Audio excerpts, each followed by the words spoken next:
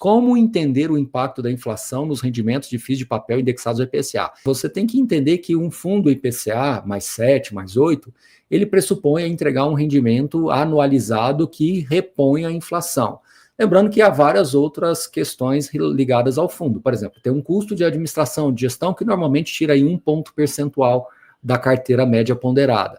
Mas, em geral, esse valor pode ser compensado com uma gestão ativa, né, comprando, vendendo CRIs. Infelizmente, a gente está vivendo um momento nesses últimos anos que está sendo difícil um gestor de fundos de recebíveis fazer uma gestão ativa, né? Ele não está conseguindo reciclar a carteira ou até mesmo colocar para dentro ali algumas posições mais oportunísticas, mas em geral, assim, respondendo de uma maneira ampla, em um horizonte mais alongado, e não falando especificamente desse momento, um fundo de papel, ele tende a ter a flutuação nos seus rendimentos em função da variação do IPCA.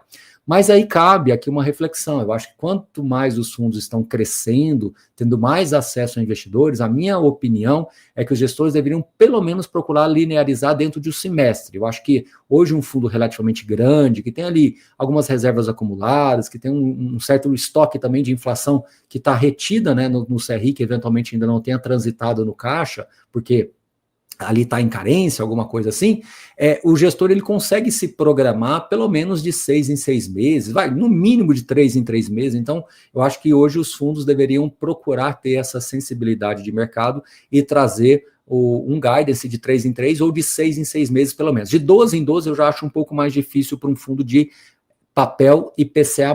Para um fundo CDI, talvez possa ser um pouco menos desafiador, mas para o IPCA+, é um pouco mais difícil. Então fica aí essa sugestão. De fato, alguns gestores têm feito isso, mas outros gestores estão deixando os rendimentos flutuarem. Então o fundo paga R$1 por cota, depois cai para 70, ou paga R$1,20, depois cai para 90. Então ele fica flutuando de acordo com as variações da leitura da inflação. Lembrando que a inflação ela tem uma certa defasagem na hora de ser distribuída ali de 1 mês a 2 meses, né? Em alguns casos até 3 meses. Então, na média, 2 meses. Então fica essa sugestão aí para os gestores procurarem essa linearização para evitar justamente os investidores em geral ficarem sempre tendo uma surpresa a cada mês, uma surpresa nos rendimentos, né?